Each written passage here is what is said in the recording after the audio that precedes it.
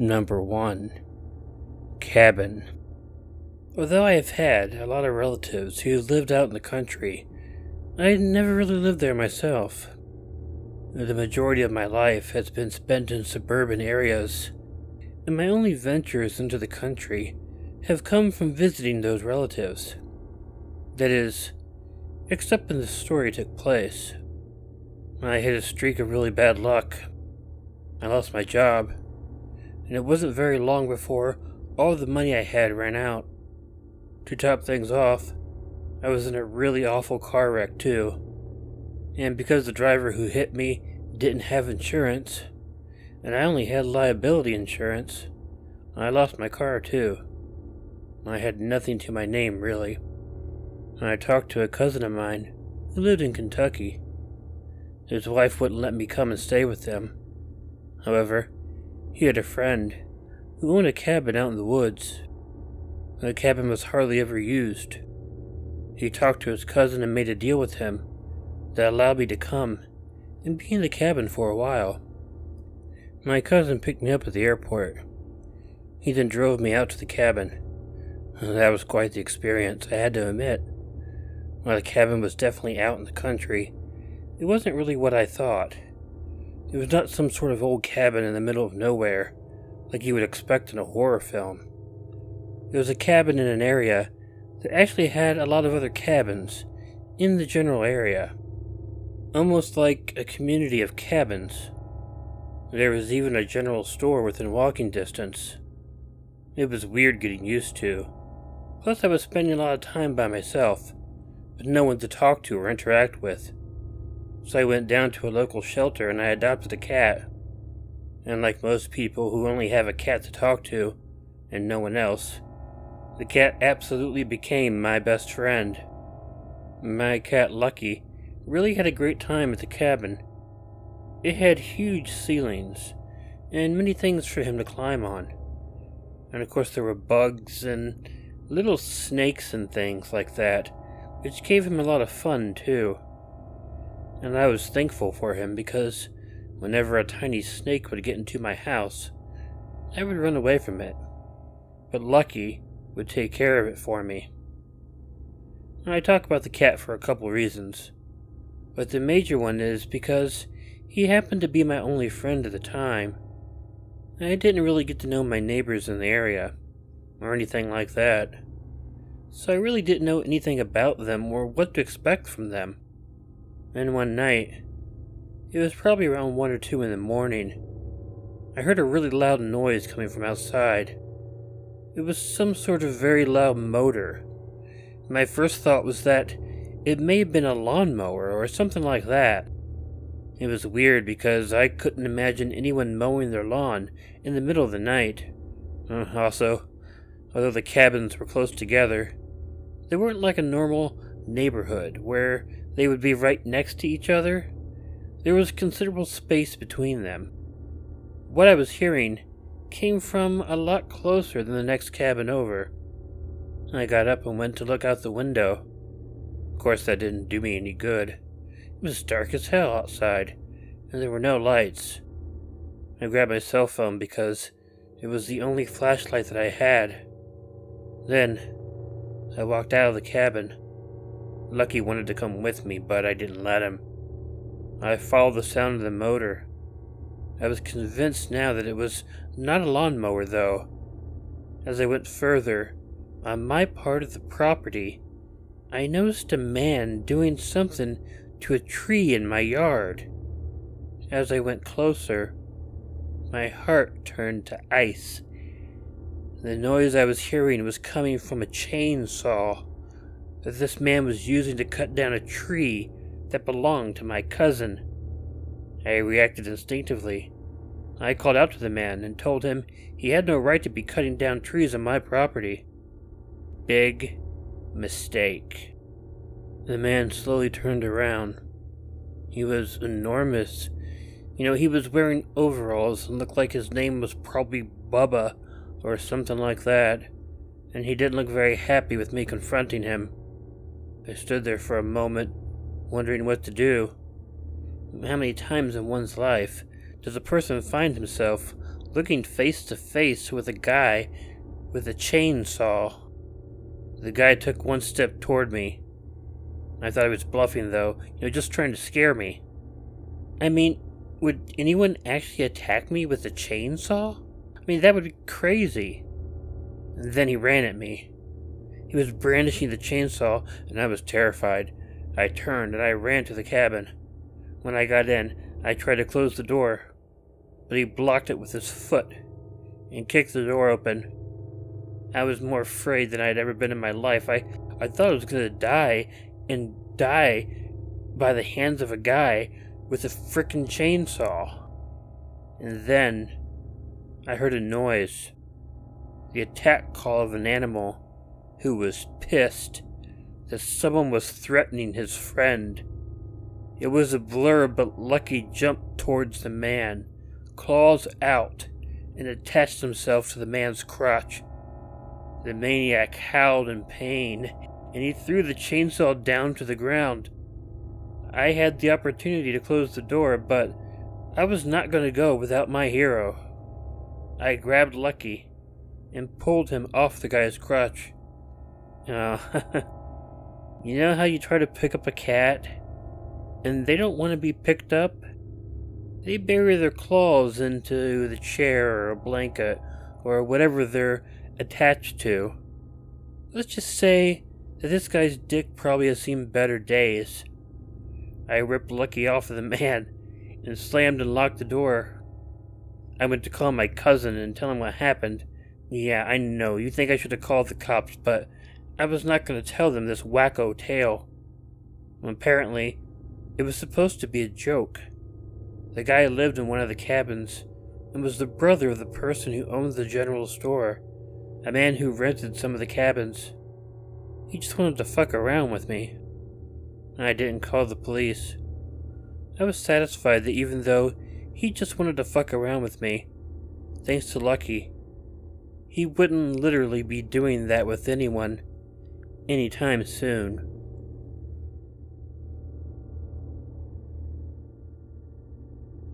Number 2. The Wheel. At the time of the incident, my family and I lived in a small town in Missouri, about 20 miles south of Poplar Bluff. I was diagnosed a type 1 diabetic. I had recently turned 9 and required NPH U100 insulin just to stay alive. I still use it today. The first dose in the morning allows me to function relatively normally for about 8 hours, which is then followed by another, etc. For a full 24-hour period, 7 days a week. I learned early on that my life literally sits in a small glass vial in a disposable syringe. One day, late afternoon, I was running low on NPH, so my mother took me with her to go get more. I said goodbye to my cat, Thomasina, as the sun was just setting below the edge of the tree line against a deep blue background and a gold Midwest summer sun. I got into the front passenger side seat of her then brand new Olds 98 and watched the sun move further down behind the black silhouetted trees. I felt sad because I knew it would be too dark to play outside once we returned. I loved the outdoors. I wanted to be in nature whenever I could. Likewise, I loved my mother's company because, like me, she preferred the outdoors too. I always felt safe with her because we liked many of the same things and would do them together whenever possible. She took special care of me because of my diabetes. It used to be called juvenile diabetes, so I was almost always with her, whenever or wherever she went. I remember talking to her as we sped along the highway after leaving the dirt road that led to our property.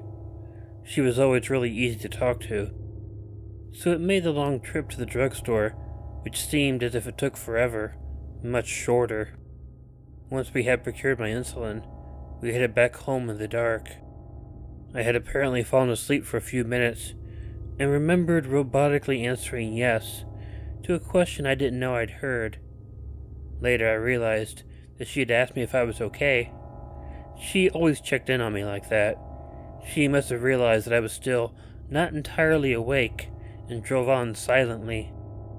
As we moved through the mystery and the beauty of the night, we noticed a sudden burst of light, like the high beams on an 18-wheeler coming at us from the opposite direction. Fully awake now, I realized that these lights were somehow different, because most vehicles driving at night tend to have their high beams turned down when passing cars in front of them. These lights seemed to be shining directly into our faces. I knew all about high and low beams because my dad was a long-haul driver, and I used to ride with him on short runs whenever he was back home to stay for a few days. When we first saw the lights, my mother had mentioned that we were about 2 miles from home. Slowly, slightly, the lights ahead seemed to be slowing too as we approached, so my mother reflexively slowed down even more. The moment she accelerated, the lights accelerated, still heading straight for us, bracing for an impact that never came. The lights moved smoothly over us and into the blackness behind us, without changing lanes.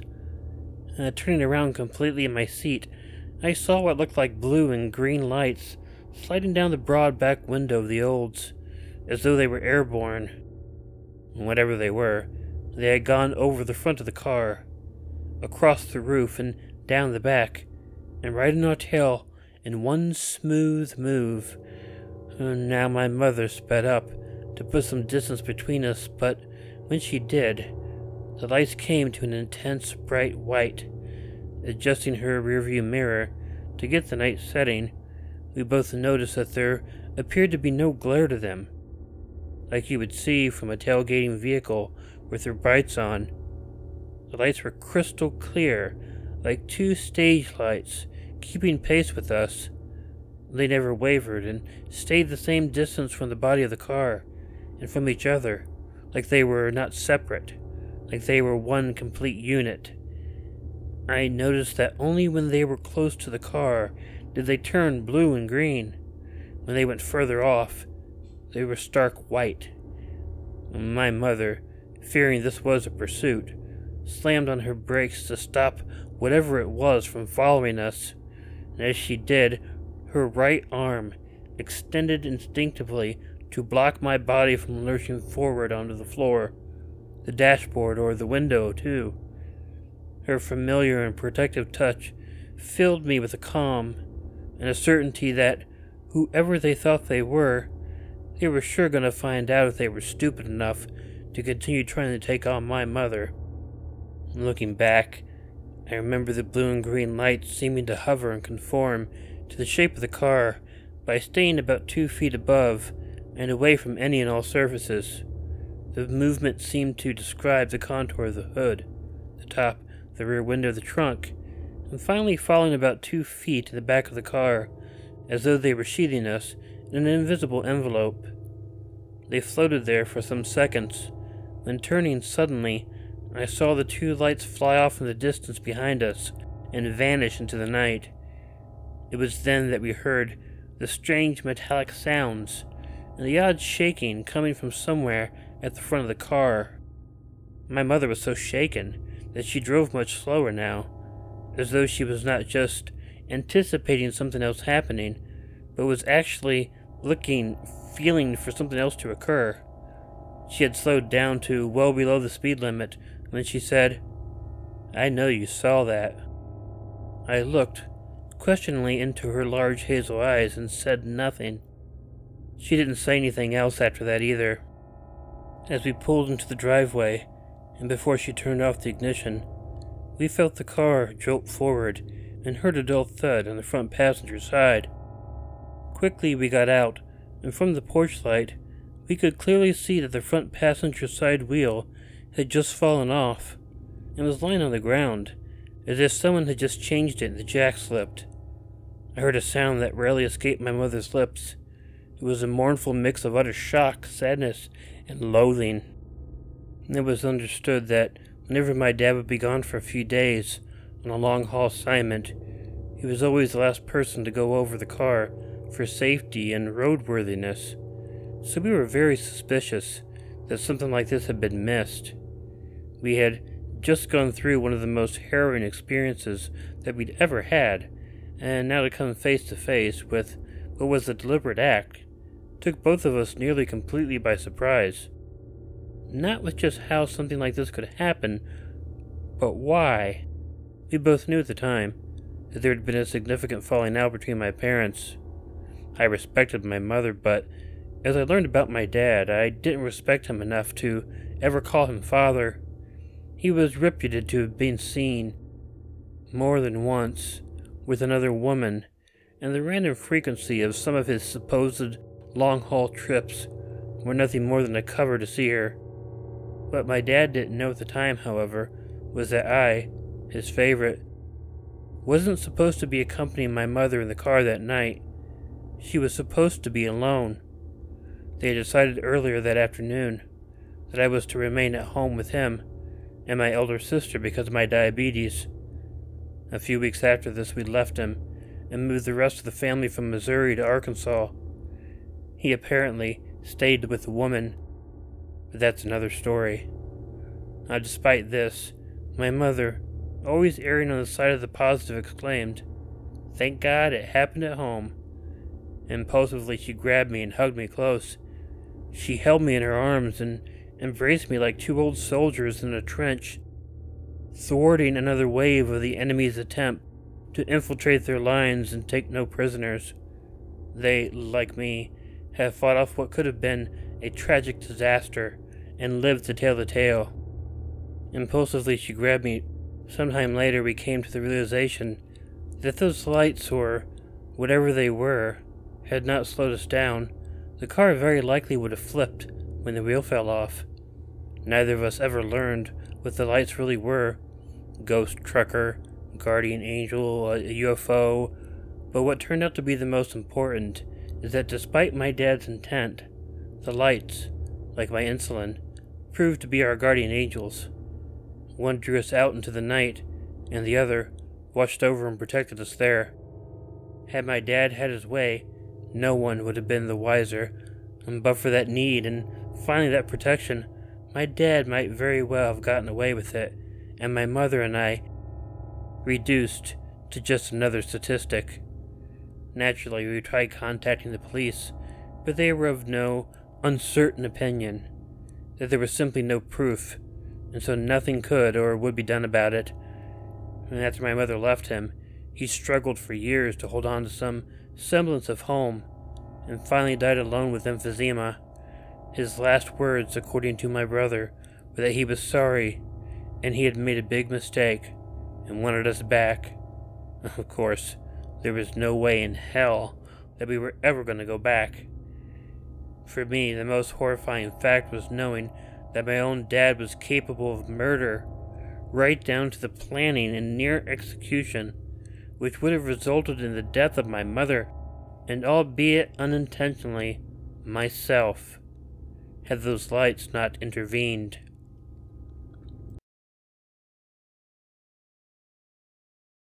Number 3. Loki.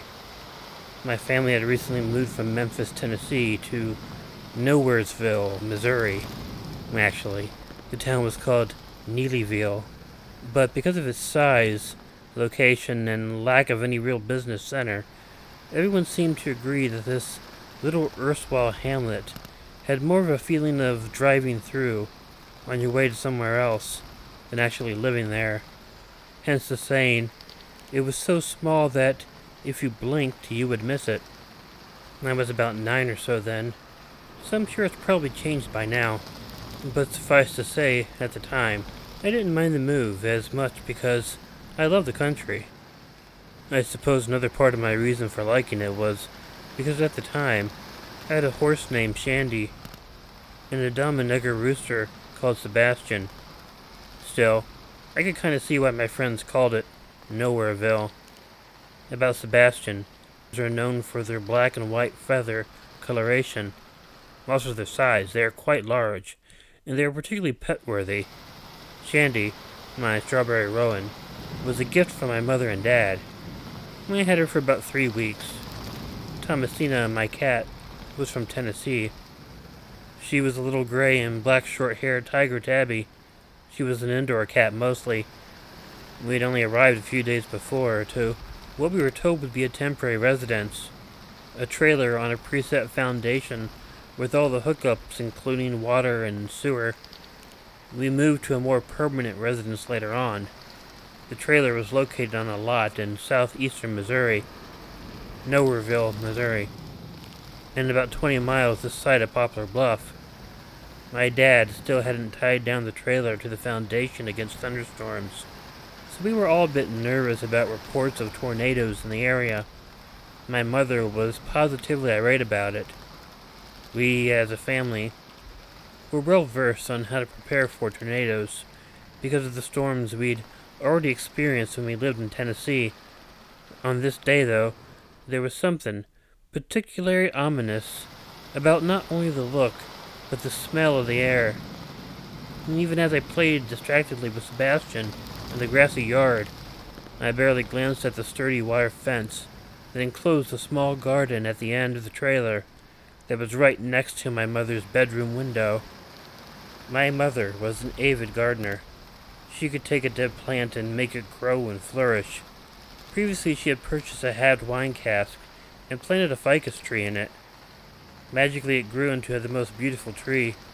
Ficus are a thin understory tree, almost like a willow but sturdier.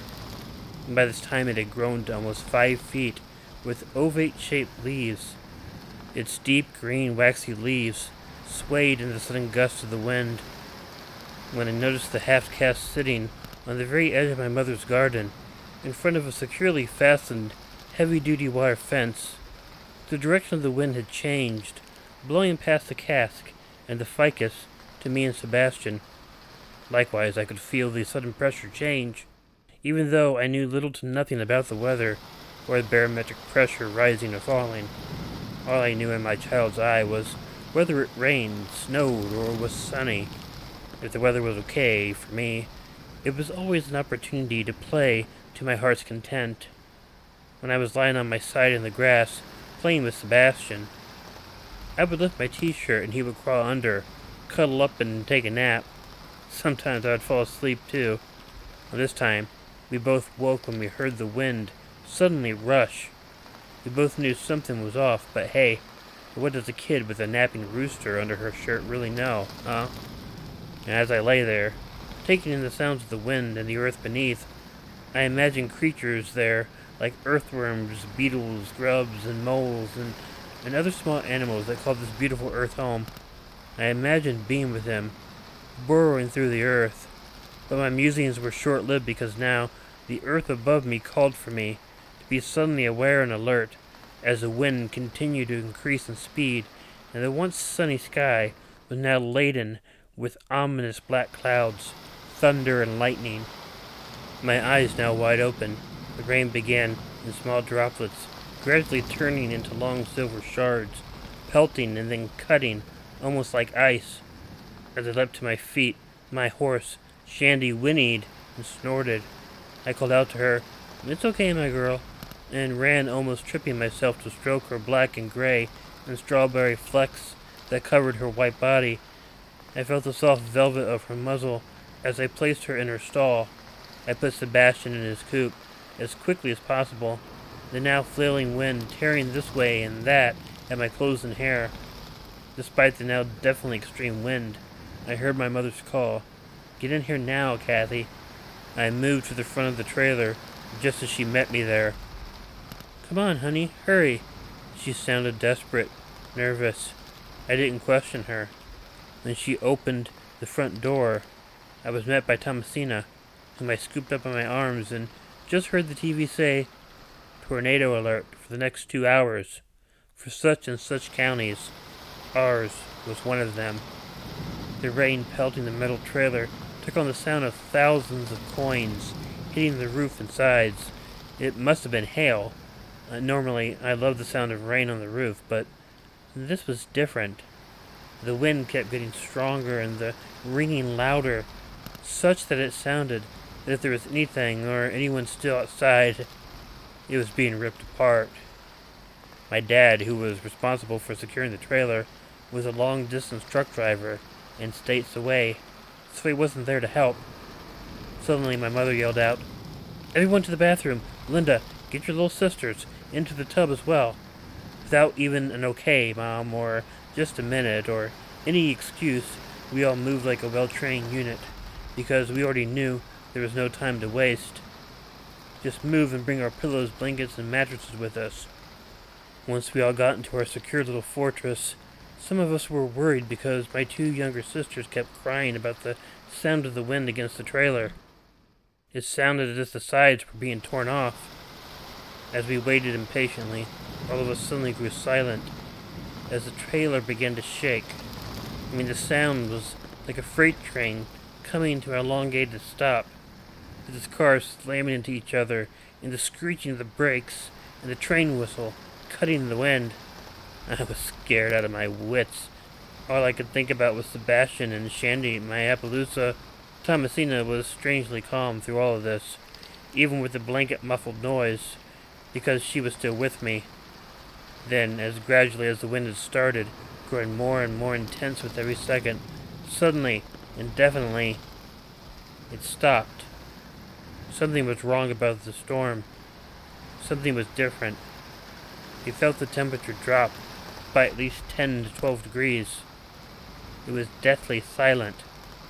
My brother, then 16, tried to move, and was as quickly shushed by my mother. Don't move. It felt as though we were in a different place from where we had been, almost as though we were in a different time. My two sisters began to cry again, and were quickly hushed. Not a sound was to be heard, except my mother's voice. It was shaky. I felt for her face. It was damp, and unlike the storm, it was my mother's tears, and so I took some comfort in that. What seemed like hours was only a few seconds. The silence was again broken by more rain and wind. I could hear an exasperated sigh escape from my mother's lips. It was drowned out by the most terrifying howl I had ever heard, like a snarling, wounded animal. But just as quickly as it had stopped before, now it faded into a most appalling silence. This time, we were sure. My brother and I were the first up.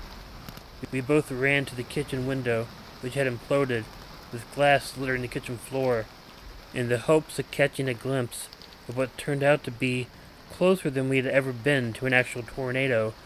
In the rapidly encroaching dusk, we were just able to make out a long, thin, grayish-white tube lifting up back into the black from whence it came.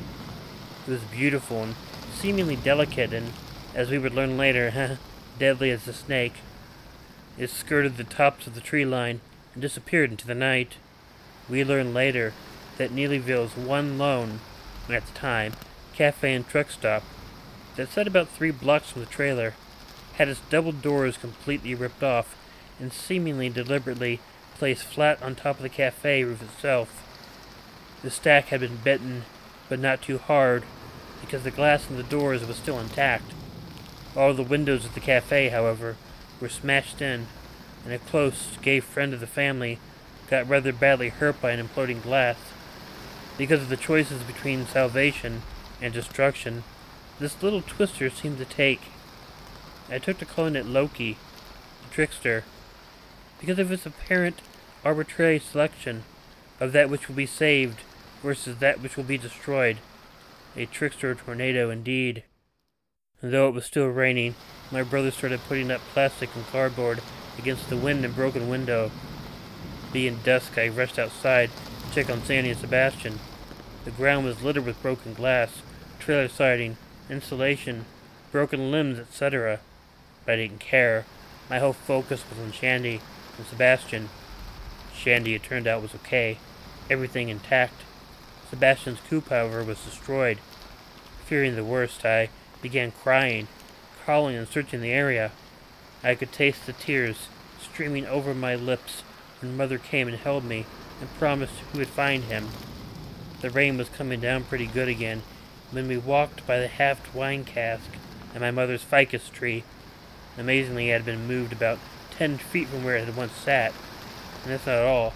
It had been lifted above the wire fence, which was about 4 feet high, and moved the 10 feet across the yard and set back down, as if somebody had simply lifted it by hand and placed it sitting up 10 feet away. The 4-foot wire fence was completely untouched. Also, there were no obvious ficus leaves lost to the storm. I know to some, it may seem like I was preoccupied with my pets more than my human family. This is simply not true. We were very close-knit, and I will only say that because of my mother, and despite my usually absent father, I was able to attend to the animals as well, and my brother and sisters, and mother, in times of emergency. And also, I include Jesus Christ for saving us all, because we know that without his help, probably all of us wouldn't have survived. Still thinking of Sebastian, I had a fitful night up until about 5 a.m., and I was awakened to the sound of a rooster crowing. Shooting out of bed, I ran out the front door, and searching wildly to find Sebastian, sitting on the roof, just above the door, crowing his head off. The night before, I had not thought of looking on the roof. After I got him down, I examined him thoroughly and realized that, despite his dampened and ruffled plumage, he was as unmolested as the ficus tree. As for the trailer not having the tie-downs in place, it had moved off its supports on the concrete foundation approximately half a foot, leaving my mother's and father's bedroom sagging off, perpendicular to the ground. I will never forget the shaking trailer, the roaring wail, and the eerie silence that combined to make this happen. I didn't learn the overall effect of the tornado until a few years later. Based on the destructive path at the time, and for miles around, my family had beat the odds miraculously.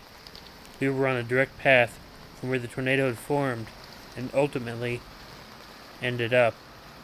We had been in what my mother described as the eye of the tornado, and lived.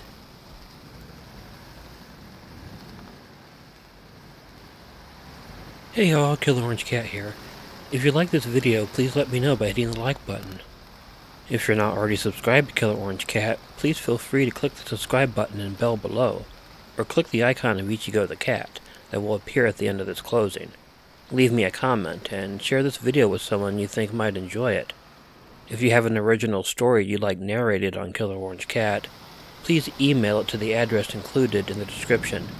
But most importantly, don't forget to make sure to check in your closet and check under your bed, because you never know where a Killer Orange Cat might be hiding. Good night.